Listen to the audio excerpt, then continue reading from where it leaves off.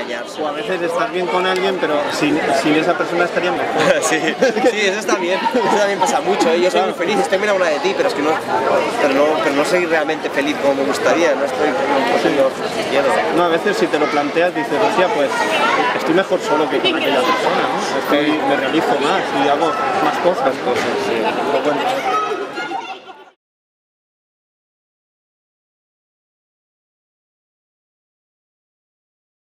Estamos con Carlos Márquez, director de 10.000 kilómetros. Gracias por aceptar nuestra invitación. Vosotros. Mi primera pregunta siempre es la misma. ¿Por qué haces cine? Porque me gusta, porque me lo paso bien haciéndolo. O sea, sí, puedes tener otros argumentos y tal, pero al final del día lo que te gusta es levantarte y disfrutar haciendo lo que haces. Entonces, si no lo disfrutara, no lo haría. Entonces, esa es la razón de verdad, en realidad. ¿Cuáles fueron los orígenes de la película? Pues la película nace un poco cuando me voy a vivir a Estados Unidos y pues empieza como mi doble vida que llamo yo, ¿no? De empezar a adaptarme a la ciudad, descubrir Los Ángeles y adaptarme allá a la vez que, ¿no? vuelvo a casa cada día y tengo como esa doble vida virtual con Barcelona, de amigos, familia, gente que he dejado, ¿no? Empiezas a hablar por Skype y sobre todo que me llamó la atención un poco la cosa esta de hablar con pantallas y cámaras, ¿no? Hice un pequeño corto de 2 minutos, un ejercicio en clase y pensé, ostras, es algo que realmente vale la pena explorar. Y entonces tuve la visita de mi amigo Alex Pladamunt, que es el fotógrafo que hace las fotos, y pensé, ostras, podía utilizar, ¿no? como un fotógrafo que viene a Los Ángeles para mostrar también la ciudad y hablar de Los Ángeles a la vez que, ¿no? como fuera de campo, ¿no? De su manera. Entonces, a partir de ahí, en ese momento también decidí, ostras, pero sería más interesante si el personaje fuese una mujer porque me fuerza a mí a pensar el personaje de ella, ¿no? Si no, es como, siempre dejamos el personaje de la mujer como de lado, ¿no? Muchas veces, y entonces en ese momento nacieron un poco los personajes de Alexandra y Sergi, y a partir de ahí pues añadiendo muchas cosas, ¿no? Háblame de La Panda, ¿qué es La Panda? Pues bueno, primero aclarar que también que la película es una producción sobre todo de Astor Media, porque yo estuve mucho tiempo dando vueltas con el guión y fue mi amigo Sergi Moreno que me dijo, oye, empezaba esta productora con un productor con mucha experiencia, Tomás Folguera, y lo hemos desarrollado desde aquí. La Panda entró en un proceso muy posterior. La Panda básicamente era, bueno, los amigos, el grupo de amigos de allá, que ya trabajamos juntos porque nos venía mucha gente de España a decir, oye, estamos preparando para rodar algo en Los Ángeles, entonces pues lo organizamos los rodajes y decimos, pues ¿por qué nos juntamos y hacemos, ¿no? nuestra productora y ofrecemos lo mismo, pero nos damos trabajo a nosotros mismos, ¿no? Empezó como una cosa de servicios, lo que pasa es que por otro lado también estamos haciendo películas, diciendo qué tontería es, ¿no? Estamos haciendo películas fuera, intentar también que nuestra empresa también participe de alguna manera. Todavía no tenemos la fuerza y el peso como Lastor, ¿no? para poder levantar una película, pero sí que podemos ayudar a tener una presencia en Estados Unidos, a internacionalizar, pues es importante para conseguir la gente de ventas, ¿no? Y funcionamos un poco como productores independientes, porque tenemos gustos, intereses distintos, pero nos entendemos a la hora, ¿no? A la hora de intentar hacer cine de calidad, no importa si es pues más cine de autor o cine de género, pero sí con una cierta, ¿no? intención de hacer cine de calidad y de puente entre Los Ángeles y España, ¿no? Y bueno, pues empezamos con esto, también pues participamos en la peli de Nacho Vigalondo que produce Apaches, estuvimos también en un rodaje de Austin y un poco pues ir levantando nuestros proyectos y a la vez nos sirve de manera de vivir, ¿no? de producir nuestro propio trabajo y irnos generando, ¿no? Somos una empresa y funcionamos como productores independientes. ¿Y es más fácil financiar una película en Estados Unidos que en España? Es distinto, no tiene nada que ver. Claro, en Estados Unidos financiar una película significa que has de entrar en el mundo de los fondos de inversión, ¿no? Y primero que para entrar dentro de todo el circuito has de estar dentro de una agencia y es mucho más complicado, claro, cada euro que pones es euro que has de conseguir de vuelta, ¿no? En cambio aquí, gracias a las televisiones y las subvenciones, que en nuestro caso sobre todo no fueron muchas, porque tuvimos solo una subvención pequeña de ICEC y una de media también de desarrollo, pero realmente te permite una cierta libertad, ¿no? de poder explorar más cosas. Entonces yo creo que los dos tienen sus pros y sus contras, depende de qué tipo de cine quieres hacer. Por eso el cine independiente americano a veces no tiene la radicalidad que tiene otro cine europeo, pues porque no se lo puede permitir, ¿no? Pero también por otro lado pues te obliga a pensar otras maneras y ser creativo a la hora de conseguir la financiación.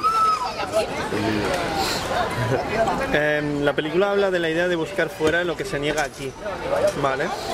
Como fue tu viaje, ¿no?, a Estados Unidos. Sí, a mí cuando me fui, o sea, yo me fui antes de la crisis, por eso. O sea, más que nada la sensación que era que yo no puedo volver, ¿no? No era tanto, que luego sí que he podido volver gracias a todo, ¿no? Pero sí que en este sentido me interesaba de alguna manera hablar de la crisis, ¿no? Y de lo que está pasando con nuestra generación joven que no encuentra las salidas que quizás no encuentra. Y hablar de, bueno, yo soy de los que opina de que todo cine es político, ¿no? Me interesaba hacer una película política de alguna manera, pero que no hablase a nivel macro, sino a nivel micro, ¿no? Al nivel de cómo nos afecta en nuestro día a día cotidiano. Y esta cuestión para mí, uno de los aspectos más devastadores de la globalización, pues sí, McDonald's, todo lo que tú quieras, pero al final es el alejarte de la gente, ¿no? De cómo los sistemas económicos globalizados te obligan a moverte aquí y allá para estar en la cadena de producción. Y como eso te aleja de la gente que quieres muchas veces, ¿no? Sí, yo siempre he dicho, como decía Chris Marker, que todo el cine tiene una intención, es político para mí. O sea, y todo lo que no sea político no me interesa. Sí. Pero en realidad hasta las películas comerciales son muy políticas. Sí, son muy políticas. Aunque las vendan de otra manera. De otra manera, pero no, bueno. A mí la pareja protagonista creo que es un gran acierto, ¿vale? Yo estaba acostumbrado a ver al chico como en plan comedia y aquí hace un personaje totalmente diferente. Además, que se deje barba también Sí, eso fue... yo creo que es una gran idea. Y ella está espectacular, están los dos muy espectaculares, parecen realmente una pareja que lleva 7 años de convivencia, ¿no? ¿Cómo fue ese proceso? ¿Cómo dices, hostia, que lo haga él y voy a hacer que lo haga ella, ¿no? Pues el proceso de él, cuando ya teníamos un guión, después de mucho trabajar el guión y tal, teníamos un guión que nos gustaba y entonces teníamos el problema de cómo intentar conseguir la financiación, ¿no? Y ahí pues yo tenía aparte, pues tenía que hacer un corto, me había dado dinero a la universidad para hacer un corto, entonces en vez de intentar hacer un corto para tal, y bueno, voy a hacer simplemente coger un montón de escenas de la película y voy a explorar el lenguaje, que es lo que sé hacer, sin tampoco preocuparme en ser un corto de festivales. Y de ese material pues también hacer un teaser de 5 minutos que iría a vender a las televisiones. Entonces lo que pasaba es que yo hacía mucho que estaba fuera, con lo cual no conocía a muchos de los actores que había ahora. Y el problema que pasa muchas veces cuando intentas buscar actores es que te vas a los reels, lo que llaman los reels, ¿no? Que enseñan escenas de cosas que han hecho, y muchas cosas son cosas de tele. Entonces la tele no puedes juzgar a un actor por su trabajo que hace en la tele, porque esta gente hace escenas en 45 minutos, que yo me parece una cosa, yo no entiendo, pero claro, tienes el guión y no es culpa de nadie sino del sistema de producción. Entonces una cosa que hacía mucho era mirar vídeos de entrevistas, un poco ver la energía, qué es lo que respiran, o ver vídeos extraños, ¿no? Entonces buscando a otro actor, encontré un vídeo en YouTube de que habían hecho con el móvil en un bar en Berlín de una imitación de Fermino Cansado. Entonces en la imitación estaba el actor con otro, ¿no? Y el otro era David Verdaguer, y luego vi que era actor, ¿no? Entonces lo propuse a mis productores decían, pero este tipo, pero si no ha hecho nunca nada de drama, tal. Luego vi, no, mira, ha hecho teatro también de drama. Claro, el problema del teatro también es que o es ahora o ya no lo puedes ver lo que han hecho hace 5 años. Entonces lo propuse para el casting y vino al casting y claro, nos quedamos todos alucinados con él, aparte que tenía una cosa muy importante para el personaje, que era tener, ¿no?, un cierto sentido del humor, que una cierta viscómica. Es más un personaje con mucha contención, explica mucho sin hablar. Eso precisamente era nuestra idea para la película, de los dos personajes, que él habla mucho pero dice poco, ella habla poco pero dice mucho cuando habla, ¿no? Y en ese contraste que jugábamos. Y un poco esta cosa que David es así, ¿no?, que hace las bromas para intentar no llegar como una manera de defenderse, ¿no? Y tenía todos los elementos que fue como un enamoramiento a primera vista casi con David. Y lo hicimos el corto con otra actriz maravillosa también, Patricia Bargalló, pero claro, para encontrar financiación ninguno de los dos era conocido, entonces necesitábamos un actor más conocido. Y yo se lo dije, chicos, me sabe mal, pero era o rodamos en catalán con vosotros o pago a mi equipo. Y pues, moralmente me parecía, ¿no?, política y éticamente, que necesitábamos al menos intentar conseguir financiación para poder pagar el equipo. Entonces justamente coincidió que Patricia se había quedado embarazada, entonces pues bueno, pues buscamos otra actriz. Y entonces encontramos otra actriz de Madrid, maravillosa, que bueno, incluso fuimos con David a ensayar y ya lo teníamos todo listo, y a 6 semanas de rodar, pues a ella la película que tenía antes de la nuestra le cambian las fechas de rodaje y nos dice que sabe muy mal, que tenía muchas ganas de hacerla pero que no lo va a poder hacer. Y en aquel momento fue de... Entonces nada, una de las productoras de La Panda, Hanna, estaba en Extremadura, vio en una revista que Natalia Tena, esta actriz, y sobre todo que ella sabía lo que estaba buscando, ¿no? Que era una actriz con mucha fuerza, para que precisamente no quería una actriz con una energía muy neutra, sino alguien que es una energía masculina, sensual, pero masculina, y que pudiese un poco llevarlo para adentro, ¿no? Que tuviese toda esta vida anterior. Entonces Hanna la había visto y me dice, oye, míratela, me vi todo Juego de Tronos, me vi muchas entrevistas también y dije, sí, realmente es lo que buscábamos.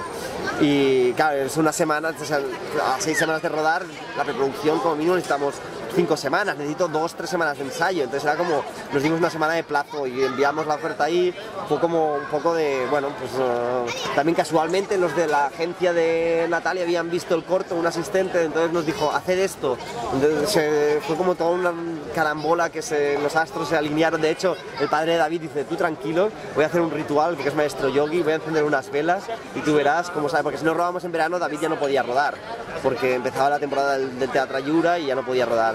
Y nada, y el viernes estaba en Los Ángeles, quedó con los productores de aquí por Skype, cancelamos el rodaje y por la noche me llama ella, borracha desde Londres, estaba de fiesta, oye, que me han dicho que quieres hacer la película conmigo, y yo, no, pero si era contigo, y ya no le había llegado la noticia hasta entonces, y nada, y nos fuimos a Londres. Claro, una cosa que sí que me dijo ella y que se ha dado cuenta era, la película solo la vamos a hacer si realmente hay química entre vosotros, ¿no? Y fue mucha suerte, fue llegar ahí a los 5 minutos, ¿no? Fuimos a cenar a su barco, que es un barco de estos de los canales de Londres pequeñito, vamos, que es una mini casa, eso no es casi una casa, y estuvimos allá cenando encima del barco y tal, y nada, y se entendieron muy bien, y bueno, mejor o peor, pero al menos tenemos película. Y luego, pues lo que sigue en las 2 semanas de ensayo fue mucho trabajar esos 7 años que decías de relación, ¿no? De cómo una persona que se acaba de conocer de repente no consigues eso. Y yo creo que también fue una estrategia por 2 lados. Por un lado, me interesaba mucho trabajar a nivel físico, ¿no? A nivel de... Hay algo de la complicidad de la pareja que tiene que ver mucho con el tocarse, con el saber cómo te mueves, con hacer un gesto antes que el otro se anticipe, ¿no? Y había estado tomando clases de danza también para un poco entender, pues para la coreografía de un poco del primer acto, de toda el plano secuencia, y lo que hice, les pedí a cada uno de ellos que me hiciera un listado de 10 canciones que curiosamente coincidieron en una, que era Just a Gigolo, que fue muy divertido este momento, y entonces pues antes de empezar cada día de ensayos hacíamos muchos trabajos pues así con bailando, danzas, un día les hice hacer un striptease, de manera como que se sintieran cómodos uno con el cuerpo del otro. La película empieza muy rompedora, ¿eh? O sea, empieza con un polvo, va a acabar con otro polvo. No quiero que me cuentes nada de la película, porque hay que hacer que la gente vaya a verla. Me encanta el comienzo, ese plano secuencia de 20 minutos por lo menos. ¿Por qué empiezas de esa manera tan bestia? ¿Con el sexo?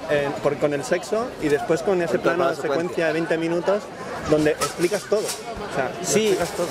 De hecho, el sexo fue una cuestión también de... Empezaba un poquito antes, pero cuando lo montábamos empezaba cuando se despertaban, pero ya una vez...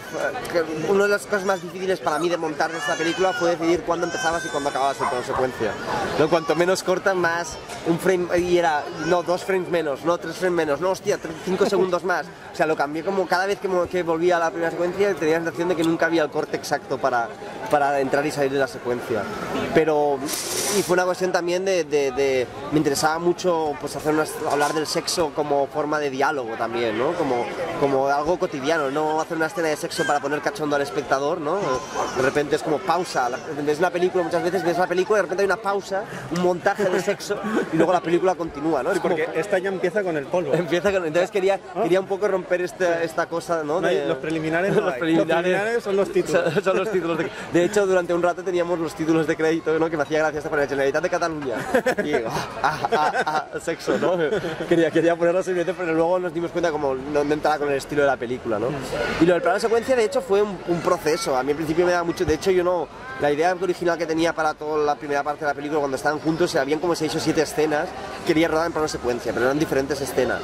Entonces cuando Coral Cruz, que fue nuestro script editor que nos ayudó me hizo después de 3 años de escritura volver a empezar de cero, pero nos ayudó a montar la estructura, nos dijo no, todas estas escenas en realidad la puedes reunir en una y será mucho más fuerte porque luego vas a tener ese corte temporal, ¿no? y esos fragmentos, entonces reúnelo en uno y me dijo, y si quieres, ya que estás, pues hazlo en plano secuencia, ¿no? Es una buena idea empezar con el plano secuencia porque después empiezas con los planos cortos y después acaba con otro plano secuencia. Bueno, que no es secuencia, ¿no? Es de repente, pero lo parece, es una escena larga, es una escena larga, pero la idea era precisamente eso, ¿no? Era como tener ellos dos en su espacio, verlos, ¿no? en un plano conjunto, tener esa sensación de donde el tiempo no se rompe, donde el espacio es el mismo, ¿no? Y pues intentar de una manera que tú no te dieses cuenta, ¿no? Hacer un plano de secuencia en plan, oye, mira que... por eso me da un poco de miedo, porque a veces un plano de secuencia puede ser como... ¿no? También necesitas que los actores estén muy bien. También para ellos era muy fácil, porque ellos vienen del teatro, ¿no? Sobre todo él ha hecho mucho teatro, entonces era un viaje muy claro, ¿no? Y les ayudaba mucho también a estar uno con el otro, a poder disfrutar y entender un poco los personajes, porque fue lo primero que rodamos también. Aunque sea un plano de secuencia, ya ves la diferencia que hay entre ellos. Y además, el momento que ella ve lo que ve, ha visto algo que ya sabes que algo va a pasar. Y ella ya lo mira, porque las mujeres son de esa manera. Las mujeres piensan la reacción que va a pasar, piensan más a largo plazo que nosotros, ¿no? Y una cosa que nos fue muy bien para ensayar todo lo que hacíamos muchas veces era ensayar, improvisar las variables. ¿Qué pasaría si? ¿Qué pasaría si? Pues ¿qué pasaría si en el momento en que lee el email decide que no se va y sigue con la escena, ¿no?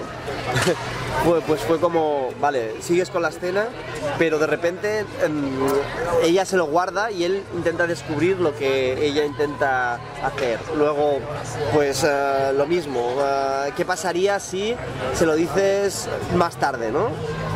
Entonces ibas probando las variables para que el momento, ¿no? que estaba escrito en el guión, ella decidiese eso. Y sí, también pues eso, un poco la estructura era, ¿no? Ellos dos juntos, el montaje y luego otra vez, ¿no? Ellos juntos, pero ya hay un corte, ¿no? Es un plano contra plano, ya no son ellos dos. Hay un momento en que los ves ellos dos sentados, ¿no? Que se trata algo ellos dos sentados, pero pum, ¿no? De repente el plano contra plano, ¿no? Y nos interesaba esa estructura de ese momento. ¿Ya está grabando? Vale. A mí lo que me gusta mucho de la película, que yo creo que las películas tienen que emocionar, de alguna manera u otra. Y me gusta que la película tiene un género indefinible, no sabes de qué va esta peli. ¿Es una historia de amor? Vale, bien. Pero a veces es un drama, a veces es una comedia. Dentro del mismo plano puede haber drama y comedia, o de la misma secuencia, y eso me encanta, ¿no? Huyes también de la idea del amor romántico y hablas de la crudeza del amor. Es una historia muy realista y a mí me impresionó mucho que fuera tan realista.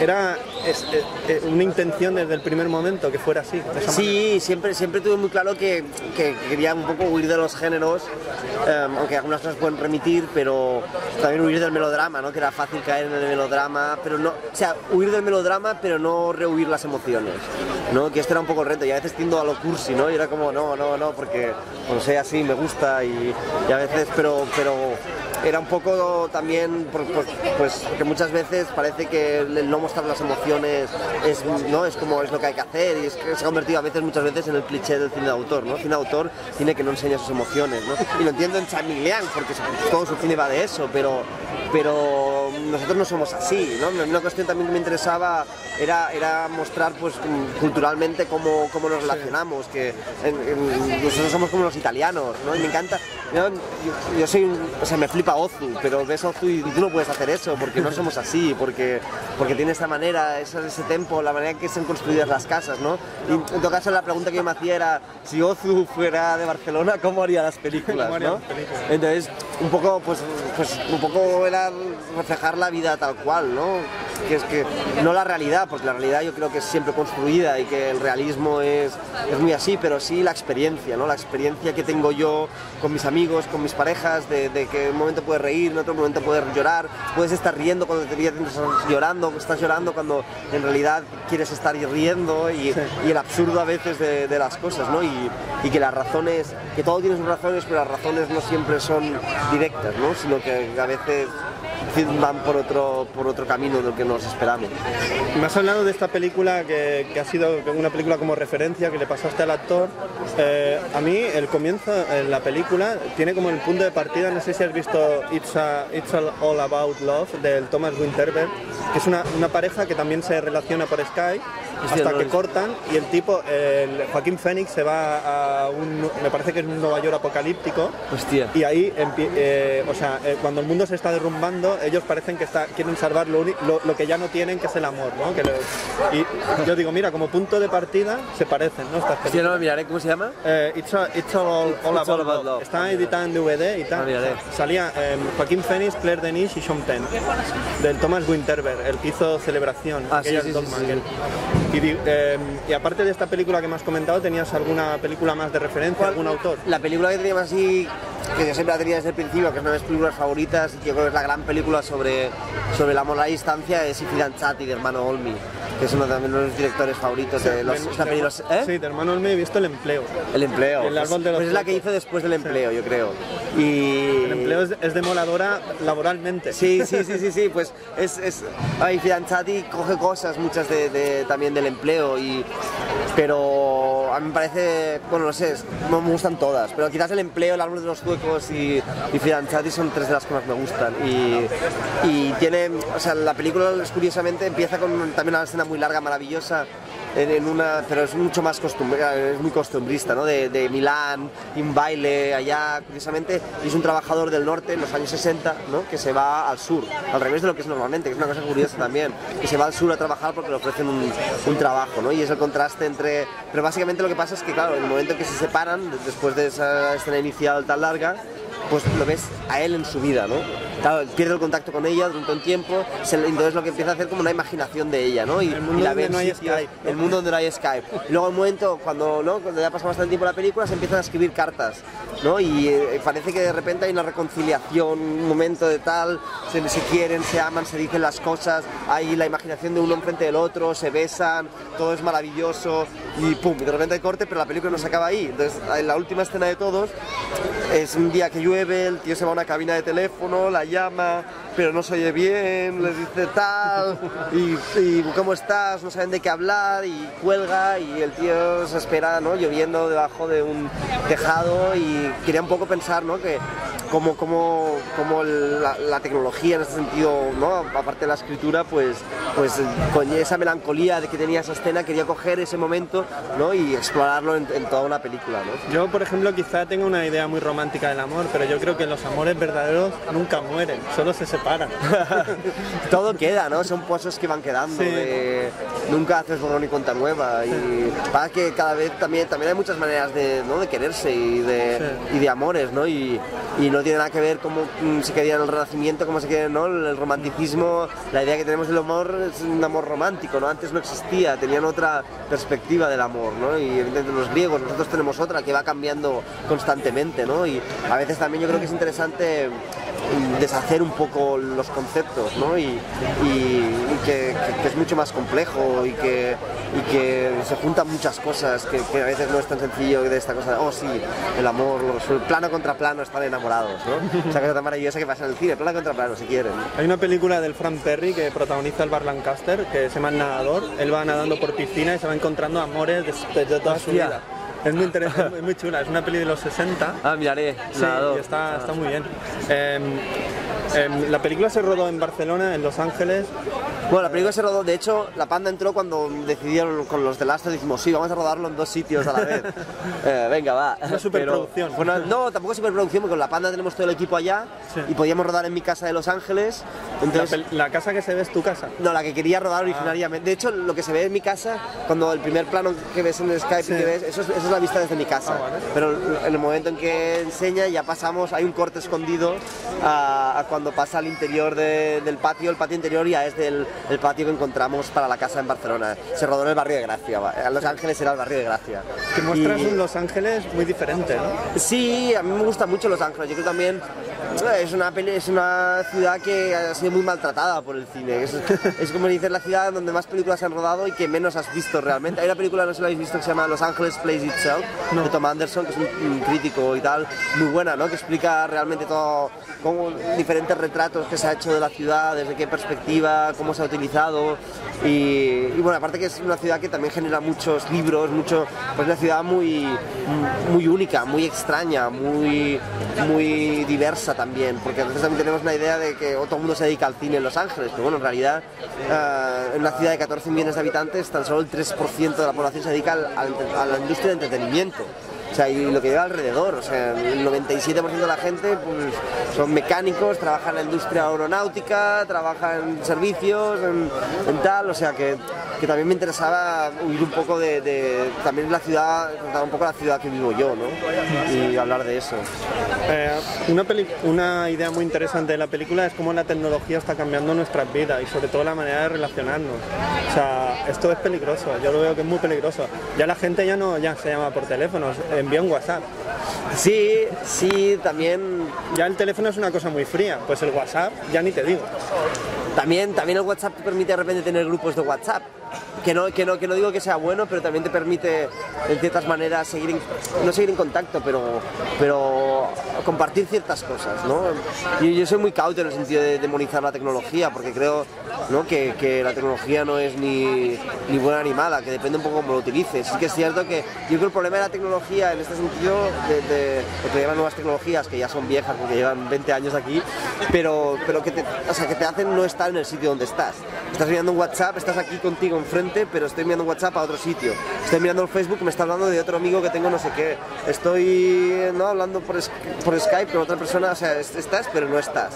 Y yo creo que ese es el problema, que no nos damos cuenta de la importancia de la presencia física, ¿no? Sí que la película habla más que nada de que no habla de si la tecnología es buena o mala, pero sí que habla de la presencia física versus al no estar, ¿no?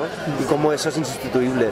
Y luego, por otro lado, hay mucha gente que conozco que la tecnología es muy importante. De hecho, yo siempre hablo, ¿no? Mi madre siempre me dice que hablamos más cuando estoy en Skype que cuando estoy en Los Ángeles, porque ¿no? Estás allá, hablas cada día, digamos, si no vas a comer una vez cada 2 semanas, hay más gente y no hablas, y en cambio allá hablo mucho más con ella, ¿no? O mucha gente que ha conectado a través de las páginas de dating, ¿no? Y que luego se casan, tienen hijos y a veces te pueden conectar más, ¿no? Depende de cómo se utiliza. Del Festival de Málaga, que la película arrasó realmente. Sí, bueno, no esperas nunca estas cosas, tampoco ni lo piensas, ¿no? Es como, bueno, estás allá... O sea, nos dimos cuenta en que la película funcionaba a nivel de público en Austin, porque la respuesta fue súper positiva de la crítica y sobre todo del público en general, ¿no? Claro, lo que pasa es que llegas a Málaga, ¿no? Y es un festival con tantas estrellas y tal, y entramos un poco por la puerta de atrás porque el director dijo, no, esta película va a sección oficial sí o sí, fue la apuesta realmente del director. Y claro, al principio pues nada, los medios hablan de todas las películas, ninguna habla de las nuestras, estamos ahí como, eran un poco como los punkis del festival, ¿no? Y nada, luego cuando hubo el pase la reacción fue muy positiva, la prensa, diciendo, bueno, a lo mejor cae algo, ¿no? Tampoco en ese momento, ya estaba escribiendo ya, ¿no? Me iba a tal, estaba escribiendo mis cosas y tal, pero cuando nos lo dijeron sí que realmente fue como, hostia, no te lo esperaba. Ahora voy a hacerte la última pregunta, siempre la hago, como la primera de por qué hacer cine, la última es, tu primera es de cine, la primera es que ves que el cine puede explicar otras cosas o te está descubriendo tu propia mirada. Pues yo creo que hay 2 momentos bueno, quizás 3. Y el primero no tiene nada que ver con el cine, pero yo creo que la primera experiencia de niño que yo creo que luego es la cosa que siempre ando buscando, ¿no? Desde entonces, ¿no? Por primera vez cuando verte al espejo y tener el pensamiento de que todo lo que ves y todo lo que vives está a través de tu mirada y que no hay experiencia más allá de lo que tú estás viviendo y pensar y ver en la propia imagen a otro, ¿no? Ver como que es otro que te está mirando a ti, que no eres tú, ¿no? Y tener esa disociación por primera vez y la sensación que te crea, ¿no? De alguien te está mirando, ¿no? La mirada.